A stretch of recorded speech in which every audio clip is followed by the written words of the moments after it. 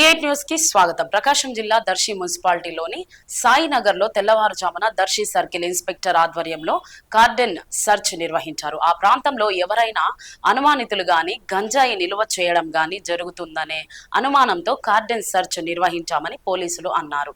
సరి అయిన పత్రాలు లేని 30 ద్విచక్ర వాహనాలను ఆటోలను స్వాధీనం చేసుకుని పోలీస్ స్టేషన్ కు తరలించారు. ఎవరైనా సరైన పత్రాలు చూపించినట్లయితే వాటిని తీసుకొని వెళ్లవచ్చు అని సర్కిల్ ఇన్స్పెక్టర్ తెలియజేశారు. ఎవరు కూడా ఎటువంటి అసంఘాకిక చర్యలకు పాల్పడకుండా పోలీస్ కేసులో ఇరుక్కోవద్దని హెచ్చరించారు. ఏ ప్రాంతంలోనైనా అనుమానిత గంజాయి నాటుసారా ఉన్నట్లయితే అటువంటి ప్రదేశంలో కూడా కార్డెన్ సెర్చ్ నిర్వహిస్తామని తెలియజేశారు.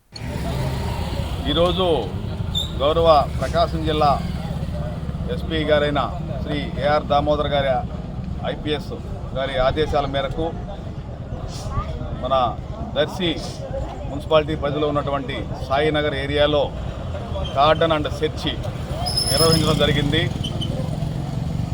ఈ తనిఖీలలో భాగంగా దర్శి సర్కిల్ పరిధిలో ఉన్నటువంటి నేను, ముగ్గురు ఎస్ఐలు, మా డిఎస్పీ గారి ఆధ్వర్యంలో తనిఖీలు నిర్వహించాము.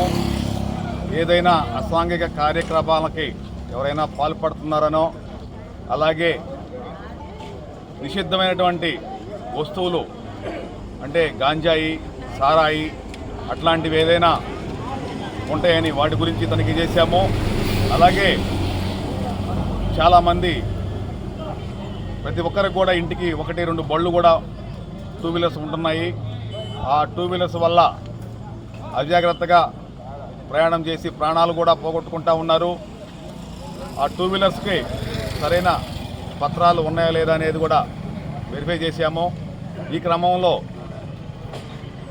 కొంతమందికి ఆర్సీ కాగితాలు కానీ అలాగే ఇన్సూరెన్స్ కానీ లేకుండా ఉన్నటువంటి 30 బళ్లను అలాగే ఒక 6 ఆటోలను కూడా సీజ్ చేయడం జరిగింది.